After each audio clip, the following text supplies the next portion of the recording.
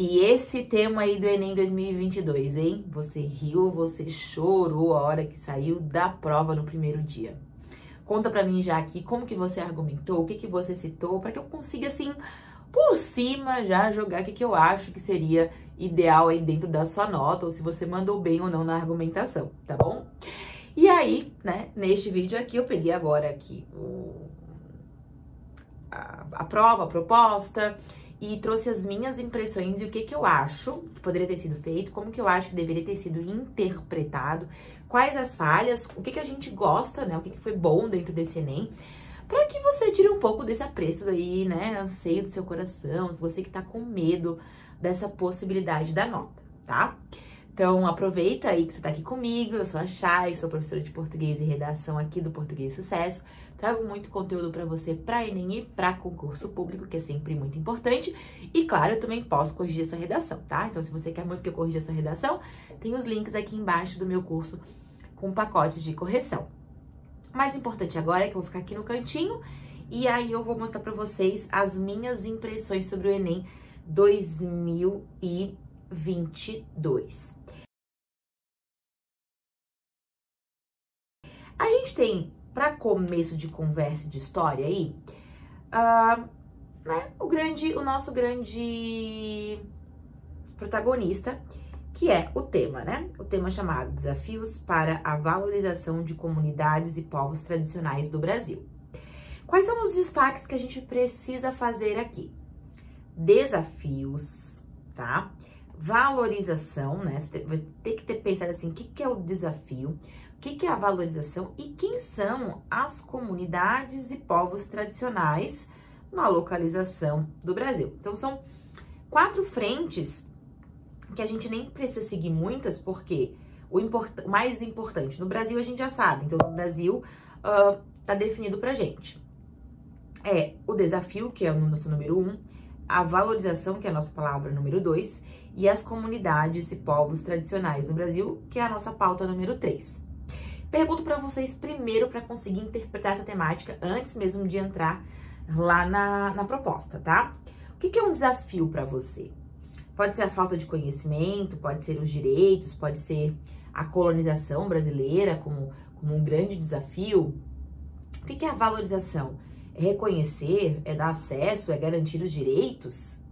Quem são as comunidades? São os indígenas, os ribeirinhos, os quilombolas, os pescadores? Essa, assim, uma primeira interpretação que você precisava ter feito na hora que você olha e pensa assim, eu tenho uma temática dentro do Enem, tá? Talvez vocês ouçam um barulhinho que acho que começou a obra aqui no prédio. Nisso, eu quero que a gente pule lá para a proposta, né? E dentro dessa proposta, a gente olha ali que a gente tem alguns textos, que foram os textos motivadores, que eu gostei muito, porque a gente tem bastante, né? A gente tem 4 textos.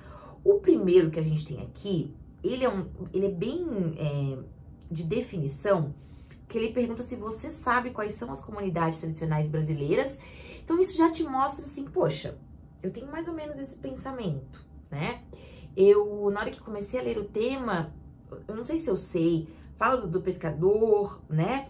Fala de uma pesquisa, fala que talvez você primeiro pense no indígena e nos quilombolas, tá? Não é a família tradicional brasileira, pelo amor do Senhor, não tenham confundido com isso, né?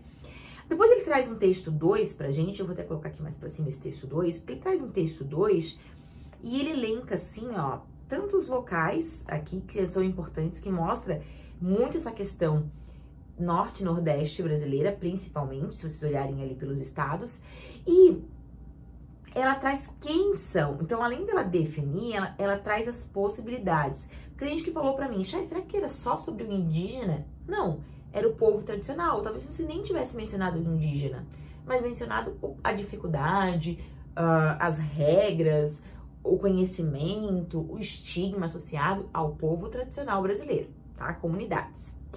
A gente depois tem um texto 3, que fala sobre o Ministério do Desenvolvimento, né? Então, vai trazer dados. E a gente tem um texto também, 4 dados, que eu digo quem cuida disso. E 4, que é a Carta da Amazônia, que vai trazer o COP 26. E, ó, traz aqui novamente região, né? Pontua região, o que é bem importante pra gente, tá? E claro, depois vai, né, fazer o que se propôs, que é trazer aqui a proposta que a gente tem, né? Então, qual era o seu grande percurso aí, tá? Como conseguir argumentar? Eu sei que eu tenho vários vídeos aqui pra vocês, que eu trago assim pra vocês, galera. Falei várias vezes, cita a colonização brasileira, a chegada do português ao Brasil, vai ser uma alusão que vai se encaixar em quase todo o tema.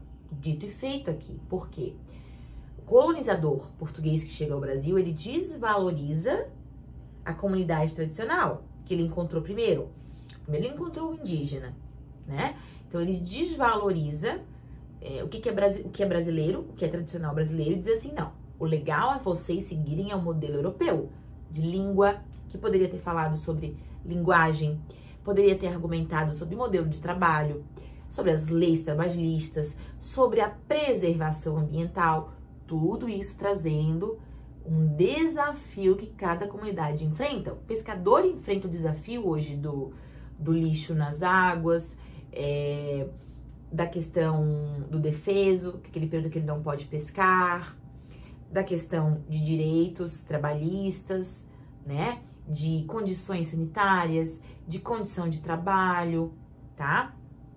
De estigmas que a população padrão brasileira tem para essas pequenas comunidades, o desrespeito, a falta de empatia, que lei garante, que lei segura, né? A gente tem aí a Constituição Federal que garante todos os direitos, né? Que as pessoas são iguais perante a lei, mas que iguais precisam de mais respaldo dentro das suas atividades, né?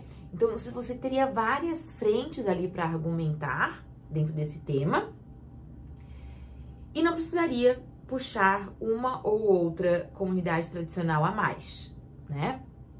O importante era que você trouxesse a grande abordagem. Então eu vejo que essa dificuldade talvez foi uma das maiores ali, essa interpretação do tema, tá? Agora, sobre as minhas impressões, eu acho que foi muito bem estruturado em relação àquilo que entregou para você de texto motivador. Eu acho que a temática é uma temática diferente das que a gente vem abordando anteriormente. Trouxe esses povos, trouxe a valorização do nacional, tá? Trouxe o levantamento de dados, mostrou por região.